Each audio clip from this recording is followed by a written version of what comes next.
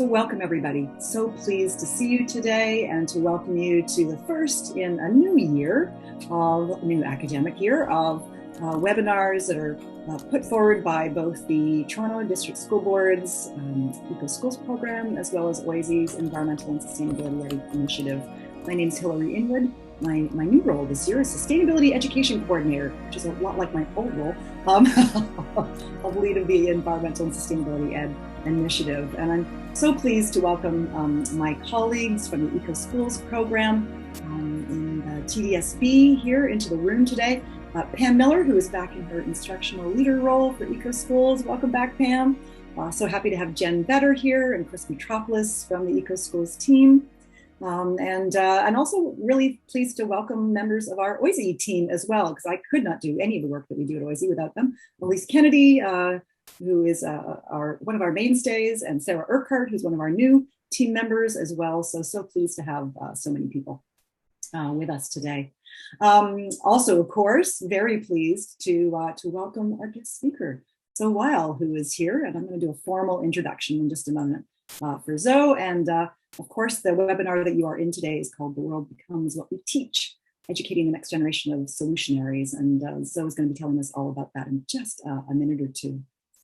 So to get underway, what you can expect is we are going to do a land acknowledgement to begin.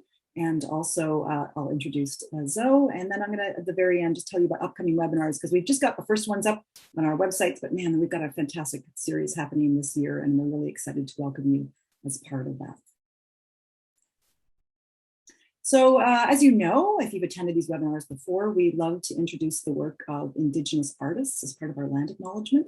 So I'd like to introduce you today to the work of Shuvinia Shuna.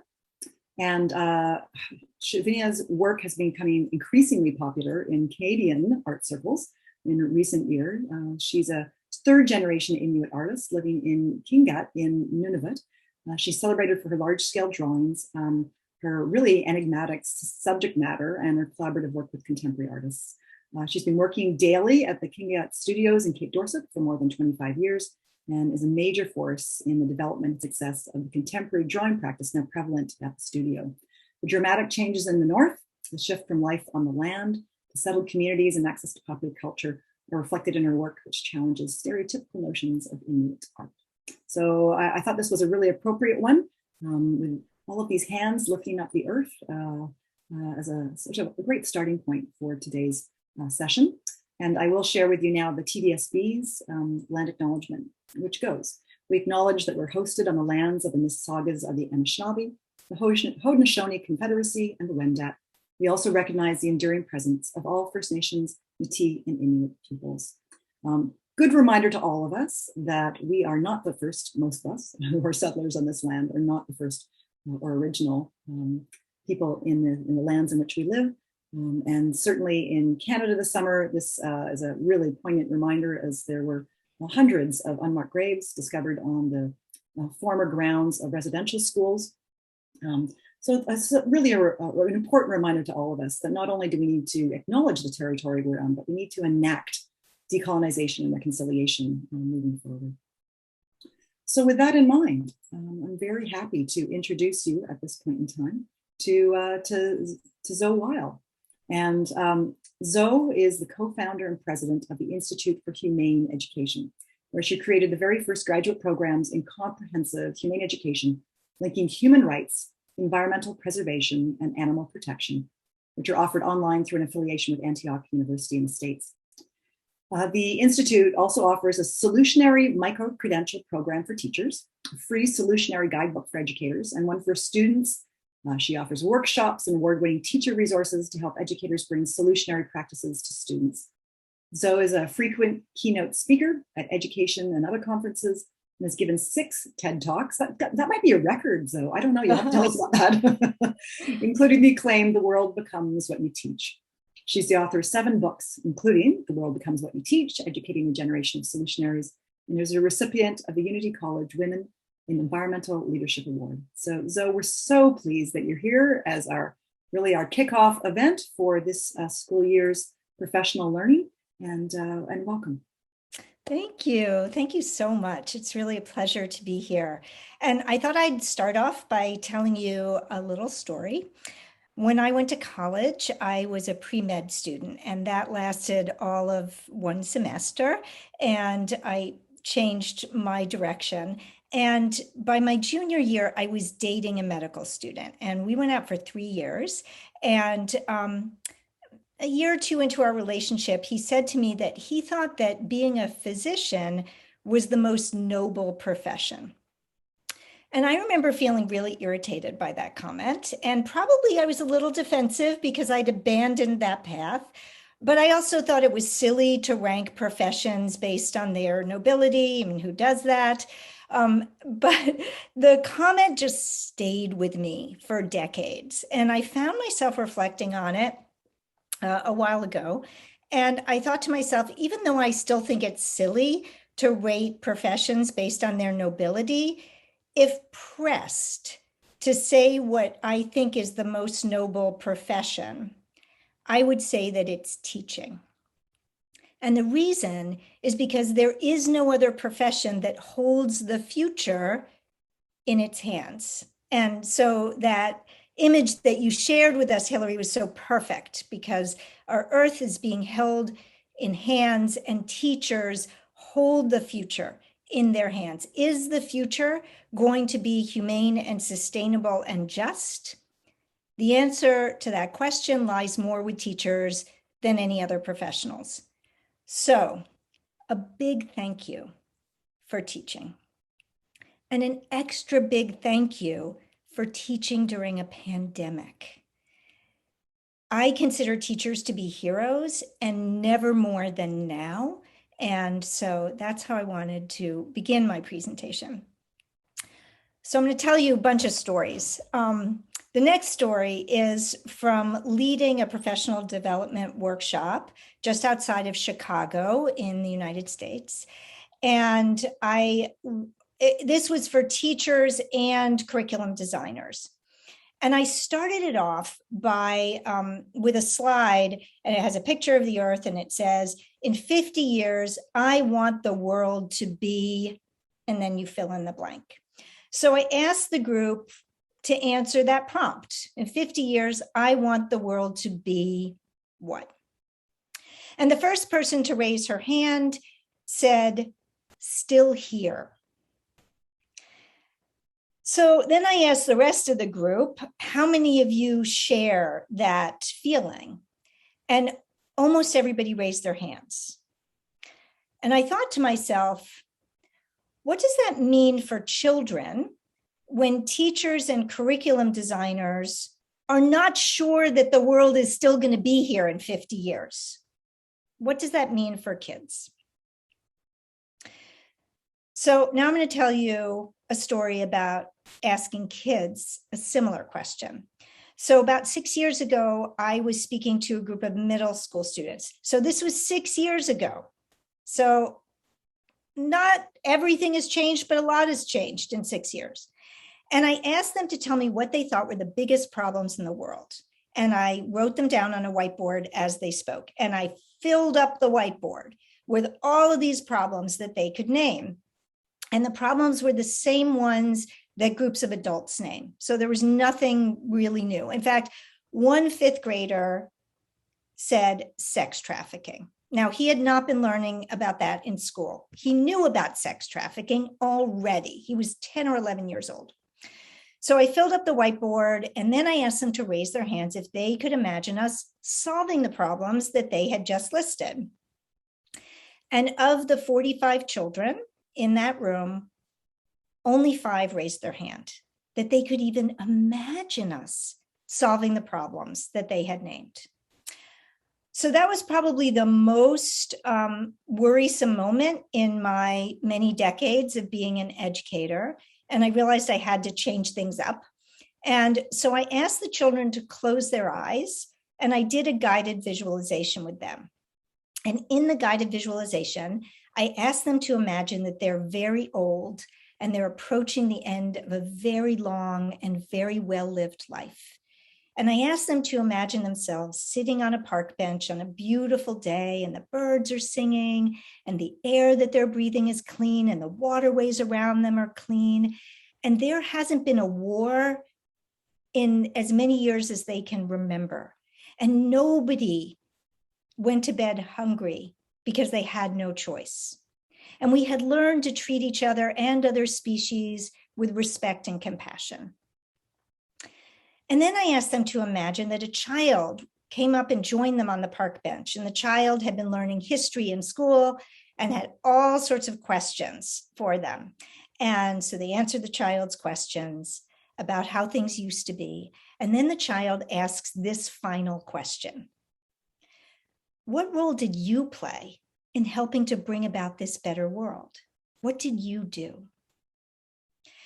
So while they were imagining what they would say to this child, I had them still keep their eyes closed. And then I said, oh, raise your hands if now you can imagine us solving the problems that you listed. And this time the ratio completely flipped and 40 hands went up in the air. It didn't take much for these children to imagine that we could solve these problems. It took imagining a better future and imagining that they played a role in helping to bring it about. Now, fast forward a couple years, and I was speaking at a school in Guadalajara, Mexico, and I was invited to go into the 5th grade class. And I asked the children to raise their hands if they could imagine us solving the problems in the world. And every hand flew up in the air immediately. And I thought, what is so different between these children in Mexico and those children in Connecticut? Well, the difference was their teacher. So in the school in Guadalajara, the teacher had been teaching them in age-appropriate ways about environmental issues and engaging them in solving those problems. So the school had put solar panels on the school. They had instituted a whole composting system. They had replaced the disposable water bottles with reusable water that was filled in filtered jugs.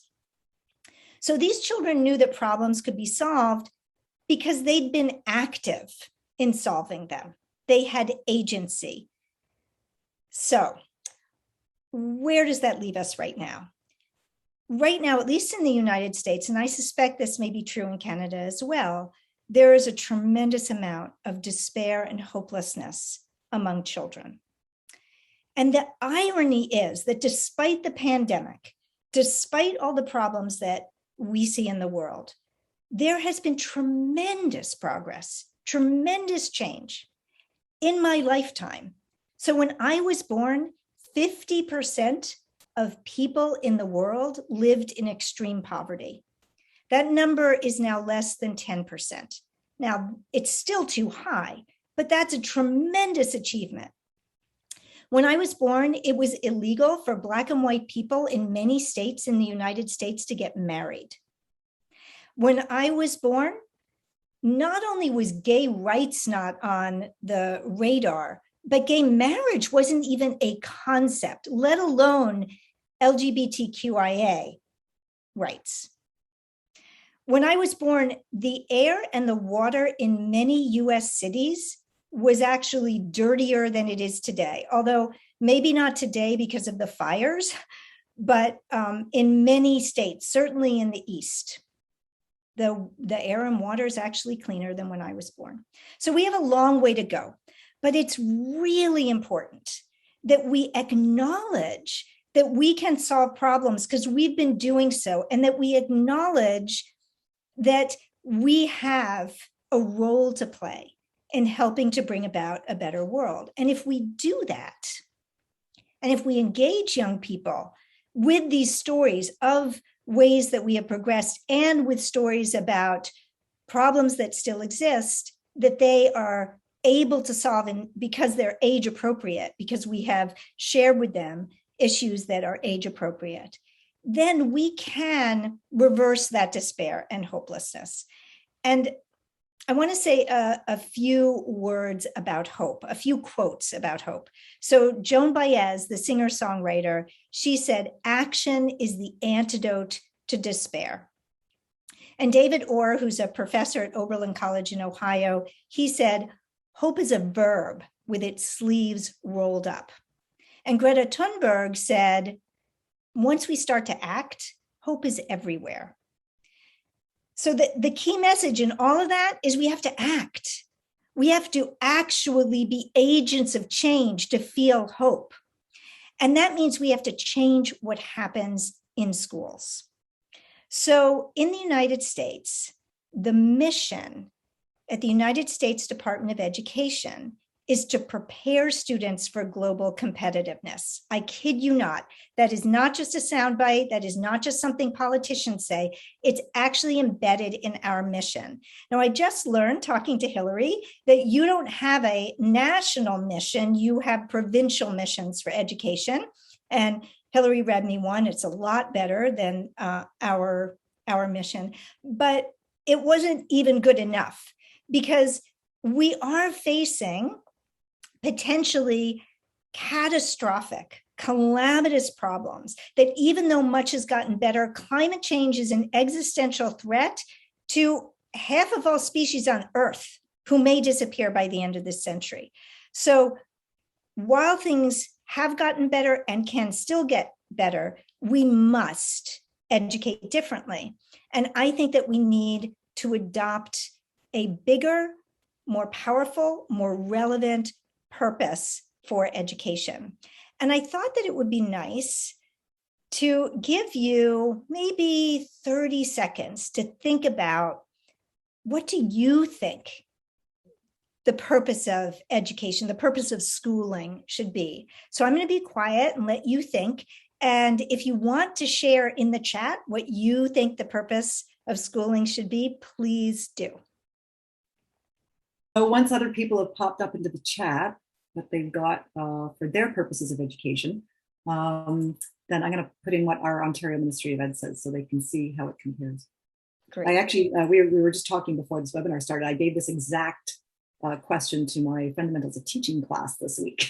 So some of them in the audience will know that this is a familiar topic, as we've just been discussing exactly what should be the purpose of education.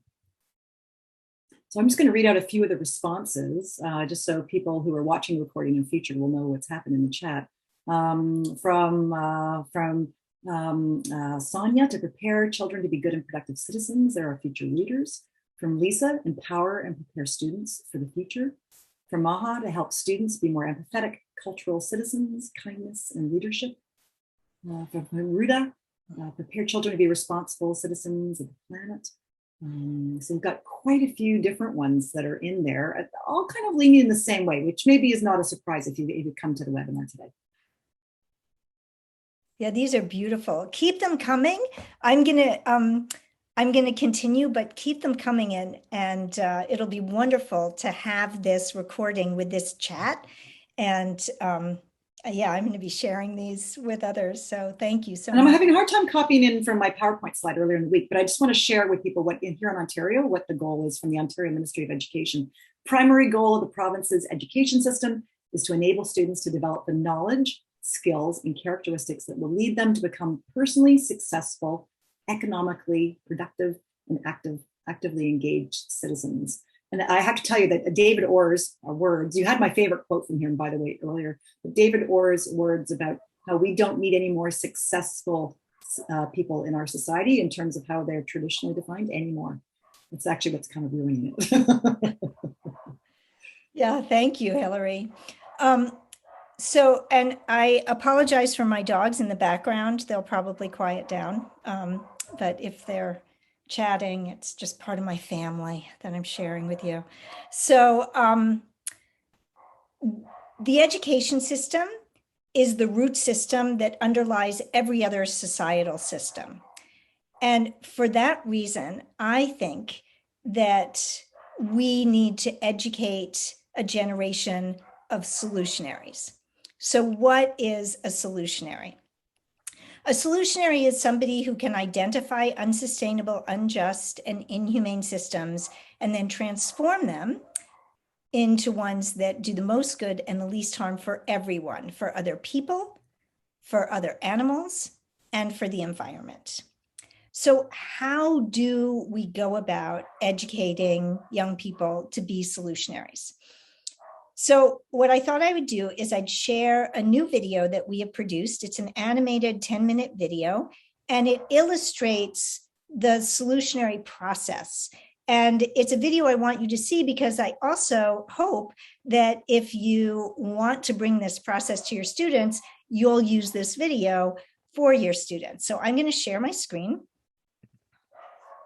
Most of us want the problems in our communities and the world to be solved. We don't want people to go hungry or be treated unfairly. We don't want the environment to be destroyed. And we don't want animals to be abused. Is such a world even possible? And if it is, how can we make it happen? It is possible. We just need solutionaries. What are solutionaries, you ask?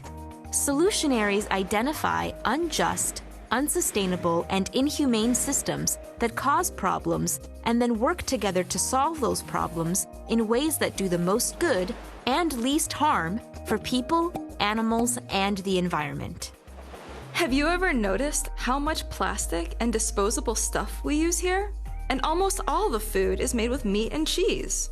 Why is that a problem? I've been learning about the harmful impacts of disposable plastics and certain kinds of foods on our health, the environment, and animals. Like what? Plastics are now so common in the ocean that there's an area twice as big as Texas, full of plastic in the Pacific, and this harms sea life. And animal agriculture is one of the biggest contributors to global warming and water pollution, causes so much animal cruelty, and can harm our health. Wow, I want to learn more about this so we can solve these problems. Solutionaries bring a solutionary lens to problems, which helps them not only to identify problems, but also to see all their interconnected causes and solve them in sustainable ways. Solutionaries understand that they must consider all stakeholders, including ecosystems and other species, in order to come up with solutions that do the most good and least harm for everyone. So how does the solutionary process work? Solutionaries choose a problem that they want to solve. It might be a problem in their community, in their country, or in the world. Because smaller local problems are usually easier to solve than bigger global problems, it's wise to start locally, like these students. In doing so, they develop solutions that can also help address more far-reaching problems, like climate change, pollution, inequities, poor health, and animal cruelty. Next, they conduct research to better understand the problem. Solutionaries are investigators who seek to fully understand problems in order to solve them in ways that reduce any unintended negative consequences. They engage in careful, fact-checked research, and they seek out people to learn from, including experts on the problem and its impacts on the environment, on people, and on animals. They talk to others who've worked on similar problems in other places. And they also reach out to people who want to keep the system in place. There are a lot of stakeholders to learn from in order to find solutions that will be accepted and adopted. These students need to talk to other students, cafeteria workers, other school employees and teachers, people being impacted by climate change, animal protection advocates, politicians, the companies supplying food to the school and benefiting from the way things are, experts like scientists and nutritionists, and of course, anyone who has successfully solved similar campaigns in the past.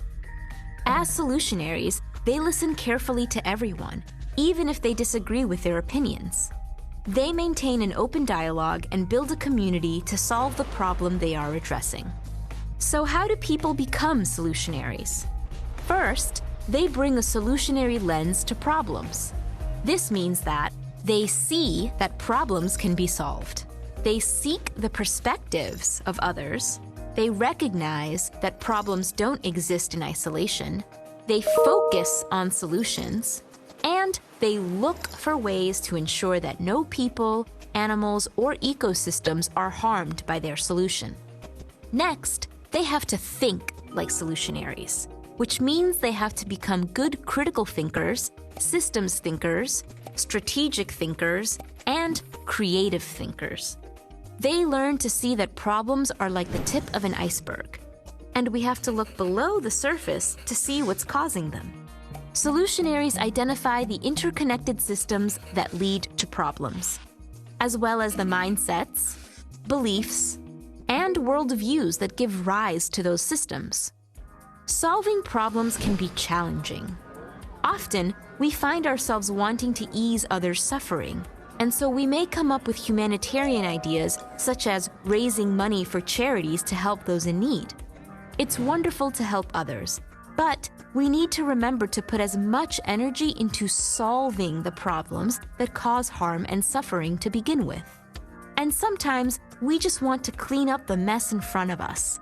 So we may think of ideas like recycling the plastic waste from the cafeteria. But that doesn't stop the problem of so much disposable plastic being created in the first place, and might even be ineffective because many recycling centers no longer accept these plastics. We still want to recycle, but we need to remember that recycling by itself isn't the answer to the problems of disposable plastic. So while humanitarian and cleanup efforts are important, unless we address the causes of the problem, the climate will continue to warm. People will continue to become ill from unhealthy foods, pollution won't stop, and animals will suffer. The next step for solutionaries is to develop and implement their solutions.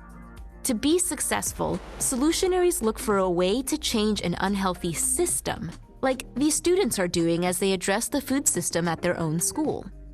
Their solution is to create a practical, cost-effective plan for transforming their cafeteria so that the foods served and products used are healthy, sustainable, and humane. Then, they work with their school administrators and the chef to make their plan a reality. The result? The food is just as tasty while also being healthy, friendly to the environment, and no longer cruel to animals.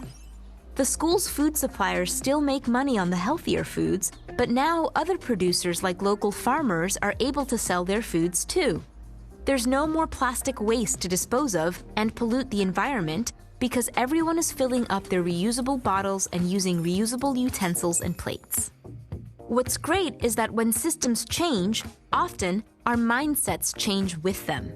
Where it used to be an inconvenience to eat in healthy, sustainable ways, it no longer is. The new way of doing things can quickly become something that everyone can support. Small victories can then lead to even bigger changes. You want to help us do this for the whole school district? Let's do it! Successful solutionaries will want to share their solutions so that they spread far and wide. How can these solutionaries create more far-reaching changes beyond their own school? Some students might want to work with the media to spread their solutionary ideas. Some might connect with those working in the food system, such as plant-based food companies and local farmers, in order to make it easier to change what's served in cafeterias.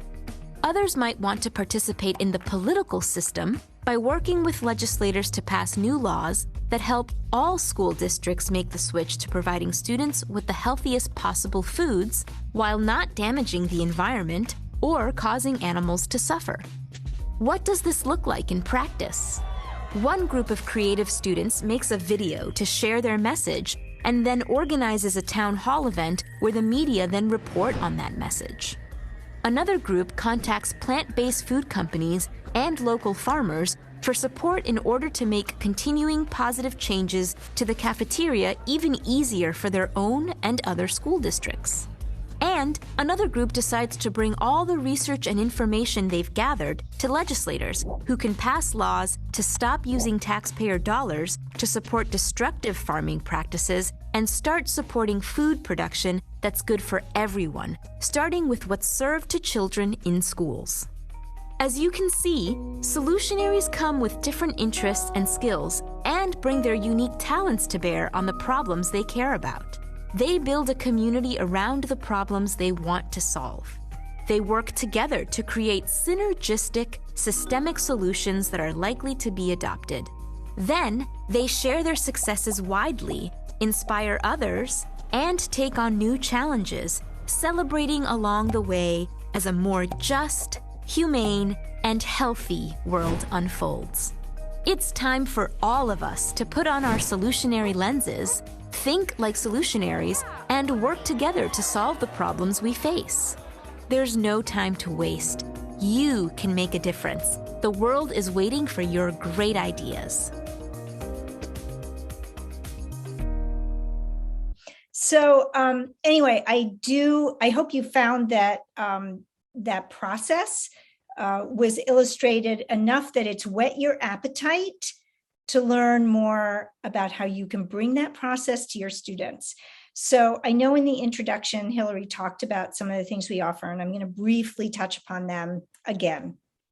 So we have a solutionary guidebook, and you can download it at our website, humaneeducation.org. It's free. There's a student version called How to Be a Solutionary that students can download as well. And it goes through the entire 14-step process. And this is something you can integrate into your classroom. We also have a little deeper level, our Solutionary Micro-Credential program. It's a 30-hour program. It's online. It starts the first Tuesday of every month, but it's asynchronous and self-paced. And it's quite affordable. And this is a way for you as a teacher to delve into the concept of being a solutionary, to practice being a solutionary yourself by going through the process, and then developing a plan to bring this into your classroom, no matter what you teach. And we also have loads of free downloadable resources, lesson plans, curricular units on our website. And then our biggest program is our online graduate programs with Antioch University. So you can check out all of that at humaneeducation.org. So what is the impact of this kind of education on students themselves? So the reports that we are getting back from the places where this is being implemented are all incredibly positive. Students come alive, they feel a sense of efficacy, they feel hope, they gain academic skills, like all the skills that we want them to gain in school. They're gaining them, but they're gaining them in service to solving problems that they care about in their communities, in their country, in the world. So it's a win. It's a win for kids. It's a win for teachers in schools, and it's a win for our planet. And I want to tell you a couple places where this is really taking root, and I hope it takes root really in a really big way in Canada. In the United States, it is being implemented in the entire county of San Mateo in California, which is a county that has 23 school districts serving 113,000 students. And hundreds of teachers have been trained using my book, The World Becomes What We Teach, and the Solutionary Framework, and they are integrating this into their classrooms. And again, not as an add-on. This gets integrated into whatever the teachers are teaching. And the students are now presenting their work at solutionary fairs, which means that they're getting the opportunity not just to do this work that's so meaningful to them, but to then share it. And we're hoping to then share it with the world. So we'll be curating a solutionary YouTube channel where we share the most solutionary solutions that students come up with. And so now what I thought I would do is let you see some of that in action with our second video. So if you could show the video, bring the solutionary program to your school, that would be great. High school. We are from Wayfinder Schools in New Gloucester. Hi, we're sixth graders from Falmouth Middle School. Recently, there has been a large uptick in harassment. We identified 3 major problems during our water quality investigation. The system contributing to animal testing is human consumption. Our solution, we have typed up a 10-page legislative proposal to amend Trafficking Victims Protection Act of 2000. The Solutionary Program is an initiative of the Institute for Humane Education to give young people the tools, the skills, and the preparation to be solutionaries able to solve real-world problems through their school curricula. The main reason I adopted this program in my classroom is the idea that it took things to the next level by going into the action mode. For me as an educator, my goal for my students is for them to become good global citizens, and I feel like this is a really direct way to help them practice those skills. Having the stakes be a little bit higher than just presenting to your teacher, which is important, but having a little bit more of a wider audience, a little bit more impact, and the ability to maybe actually make the change and not just making a PowerPoint about something. And that's our goal, is to make change makers for the future. And I feel like this unit for these 6th graders is going to affect them in lots of parts of their lives now, as well as in the future. Because it affects everything. The future generation is going to be empowered soon. And if they're not educated and capable, then we're in trouble. I honestly believe the way that the Solutionary Program works and the approach that they take to education, that should be infused into all aspects of education with our students. A lot of it is really up to the students, which is really nice for me because it empowers the students to really take the lead and take over. It allows us to work with real problems in real time. I feel like I'm actually doing something about it and I can actually help. It helps me learn more about myself, more about the world. I like this class because I get to learn more about the world and like what's going around, what's happening around us. This class feels different from my other classes because it's just a lot more hands-on, and I'm working with a group to solve these problems, and we get to do research, and it's just really fun, and you get to do something that you feel passionate about. Giving the students power over their own learning so they can choose what they feel most passionately about that and explore that and realize I can actually have an impact on my community and my world in the way that I solve this issue. So right now we're focusing on being an active bystander, so intervening in a situation where somebody may be being harassed, whether it's in school or outside on the streets. It's cool for us to learn this training and to teach others so that we can get them help. We're going to be there to help the person that is being harassed. This class has given me the skills and the confidence to do it. The kids' enthusiasm, the buzz in the room, the conversations that they're having that are really making them more aware of local and global issues. I mean, this is why I went into teaching, and it just feels really meaningful. Bring the Solutionary Program to your school. Do it. It'll make you think, it will make you step out of your comfort zone, and it will open your students' eyes to a whole new way of thinking, and it will empower them.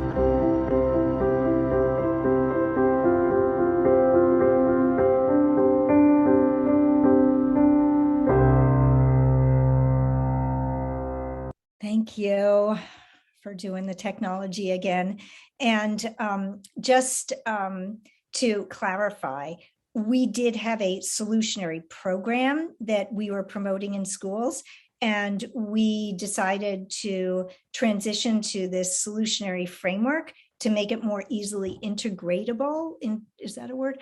And so when that says bring the solutionary program to your classroom, just translate that into, I'm going to bring this new solutionary framework into my classroom. And so I think that I'll pause now and open up for Q&A because there may be some questions and I want to have time to answer them. So we encourage you to pop your questions into the chat or put your hand up, and we really welcome your voices as part of this webinar. So it does strike me that there are really strong connections between the solutionary framework and inquiry-based learning. The idea of having students identify questions they care about and then start to search for those answers. But it's got a nice sort of activism or action component that's built right into it, which isn't always part of inquiry-based learning. Right. It has both an action component and an ethical component. So the most good, least harm ethic that underlies the solutionary framework is an ethic that is very expansive. It says that everything that any problem that we solve, we have to do it in ways that are good for everybody. Again, people, animals, and the environment. And animals are largely left out when we talk about solving problems. And often we solve problems with only like a human rights focus or only an environmental focus. This is the whole picture. And I think that that's one of the things that makes this solutionary framework unique and and perhaps the broadest way of looking at solving problems.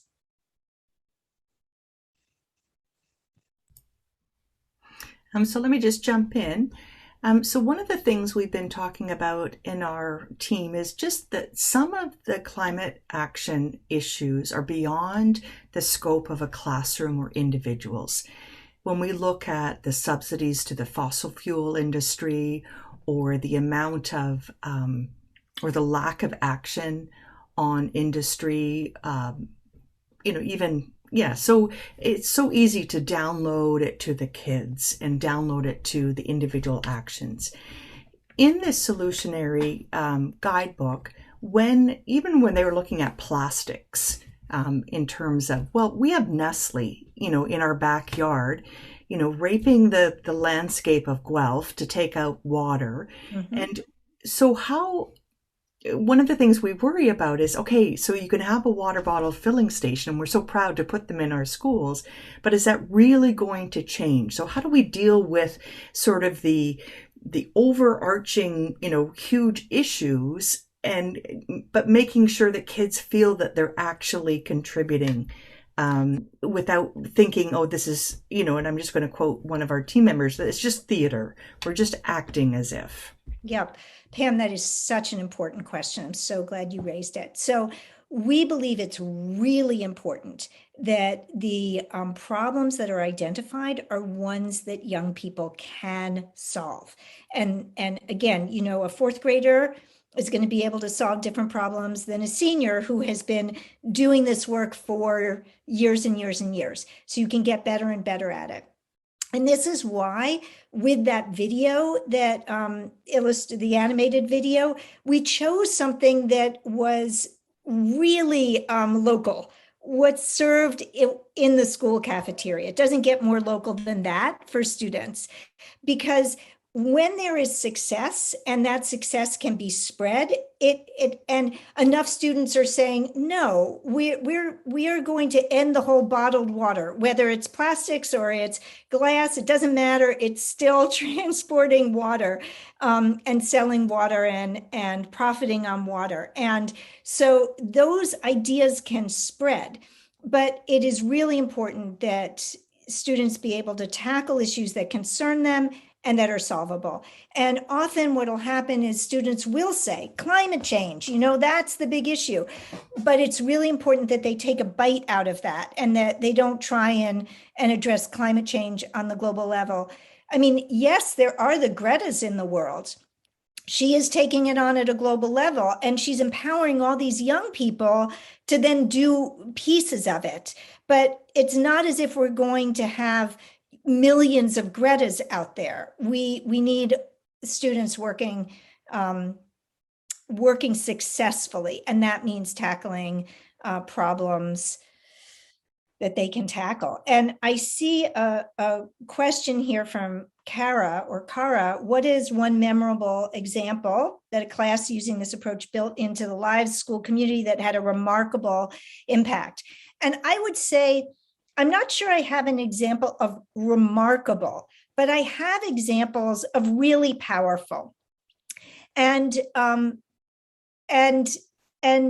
replicable, and the steps for the next level. And so I'll just tell you one. So that video that you saw, there was a group of students in one of the schools, and they wanted to address the disciplinary policy in their school, which was very punitive and which was contributing to the school to prison pipeline.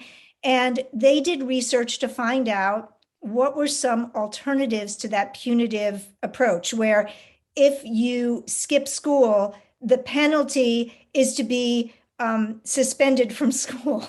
It doesn't make any sense at all.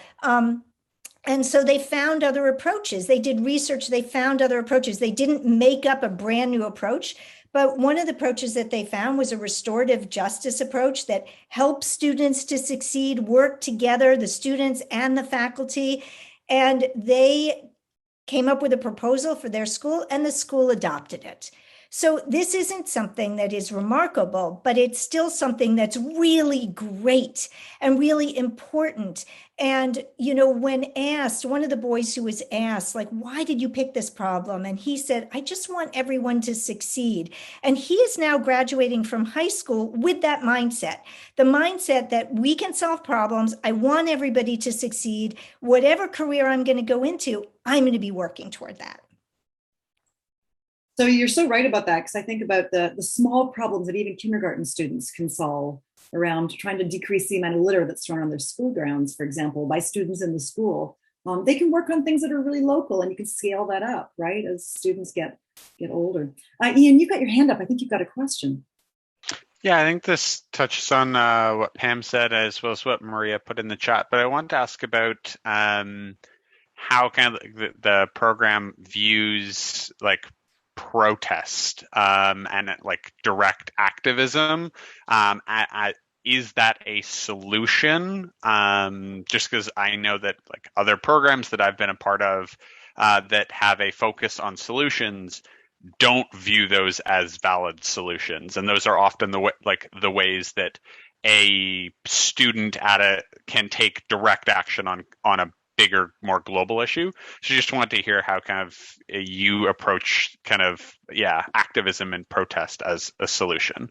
Thank you, Ian. Absolutely, direct action is a solution, and so I often think of solutions as falling into educational, policy / legislative, and direct action. So that there are these three buckets, and I think that activism or protests is often what we think of as the only form of change making. You have to be being an activist is the way to create change, and being an activist means showing up at a protest. And that isn't the only way to make change, but it is a really powerful way for many people. And I think one of the things that is useful is to work on the solutionary lens to what protest work can look like, that it doesn't have to be like a conflict where you show up to a protest and you're yelling at people on the other side, which tends to be one of the pieces that can happen at protests. It certainly happened in the United States in 2020, and people were clashing. And the solutionary approach does encourage collaboration, understanding all stakeholders, working together to solve the underlying problem. So rather than having a debate or an argument, it's focused on solving the problem. And so I'm just saying that in addition to, yes, protesting and direct action is absolutely part of what we need to create change. And can I just make a note that there is a global climate strike happening again tomorrow in communities around the world. So look that up online if you want to join in. Exactly. Thank you so much for bringing that up. And Kara's got another question for you in the chat about can we be making informed consumer choices and then thinking of that as a form of direct action? Great question, Kara. So in my book, Most Good, Least Harm, I talk a lot about consumer choices, and I use the example of, so Mahatma Gandhi was once asked by a reporter, what is your message? And he jotted down on a piece of paper, my life is my message. So it doesn't matter what we say if what we do is not aligned with our message. So I think that making personal choices that are aligned with one's values is really important because it demonstrates integrity. And if we don't have integrity, why would anybody listen to us anyway? But if we think that our personal choices are by themselves going to create change, they probably won't. So we need to do both. We need to align our personal choices to the greatest degree possible with our values and work for change. And those are two sides of the same coin and really important. So really great question. And there's another question for you from Xijing in the chat. Sounds like Shijing is very impressed with the work that you've done so far. But the question is, what are the main obstacles you've had to overcome when you promote the program in schools? And how have you worked with the schools to solve these issues? Great question. It is a really good question. I think, you know, in the United States, teachers are so overwhelmed with having to follow the curricula and do everything that they're told. And there's not a lot of independent agency for teachers in the United States. I don't know if it's different in Canada, but you have all of the standardized tests and teachers having to teach to the tests and schools receiving or losing funding based on test scores. And it creates this sort of perfect storm of not doing these more innovative things. And so this is a challenge for schools and teachers. But I would say that the pandemic has offered us a profound opportunity to re-examine what we are doing in schools. I mean, so much has been disrupted. And if ever there were a moment to look at what we do in schools and say, let's make this better. I mean, kids have been out of school and struggling to learn for the past year and a half. So, I mean, coming back in and out of school, what can we do now? This is the time. And so that's what we're trying to do. We are actually working to make this solutionary framework foundational to schools across the US, Canada, around the world, because that's what it's going to take. And I truly believe that if we can make this process foundational to schools and that every student graduates as a solutionary, we will witness the rapid unfolding of just, sustainable, and humane systems across every sector. I love that aspirational goal. That gives us all something to work towards, which is fantastic. We need to set those targets high. And I love that you've encouraged us to do so today, Zoe. Thank you so much for your time and your energy. Thank you so much for this framework. This is a fascinating introduction, especially for so many people in the room today who are novice teachers who are just learning to be teachers at this point, and they're early in their teaching careers. I think this is the best time to catch them with this work. So thank you so much. Can everybody join me, please, in thanking Zoe? Feel free to put your digital hands together in this case. I am going to do a shameless plug for both of Zoe's books, because I think all of us would benefit from reading them, which would be fantastic. I also would just like to, as we wrap up, let you know that we've got some more webinars coming down the pipe in the next few weeks. Pam had mentioned at the outset today about our new National Day for Truth and Reconciliation in Canada that is coming up on September 30th. So the day before, to help you encourage reflection in this area, we'd love for you to come listen to Lorraine Johnson, who is going to do a talk on connecting reconciliation to gardening of all things. Who knew you could actually be engaged in decolonization and reconciliation through gardening. So if you'd like to learn more about that, we encourage you to join us for that. Exploring the terrain of nature-based learning, coming up with the amazing Jacob Rodenberg, who wrote the big book of nature, and Lisa Nisbet, both from the Peterborough area. And finally, my colleague Dilfreeze Williams, who is focusing on regenerative hope, biocultural diversity, and learning gardens in mid-October. So also please save the date. If you are a TDSB teacher and an OISE teacher candidate, we have our annual Environmental and Sustainability Conference coming up on November 6th, and we will have more information for you coming down the pipe about that as well. So Zoe, once again, thank you so much for an inspirational talk today, and we look forward to connecting with you moving forward to see how we can bring this framework, the Solutionary Framework, to Canada. Thank you all so much. And my email address is zoe@humaneeducation.org. Please don't hesitate to reach out to me if I can help any of you in any way. And I so appreciate the invitation to speak to you all. You're very welcome. We will in about a week send out the link to the recording if you want to share this with other people. And we'll send out a list of resources that Zoe has provided us with as well. So thank you, everybody. Lovely to see you today. Hang in there, and hopefully we'll see you next week on the 29th for Lorraine Johnson's talk.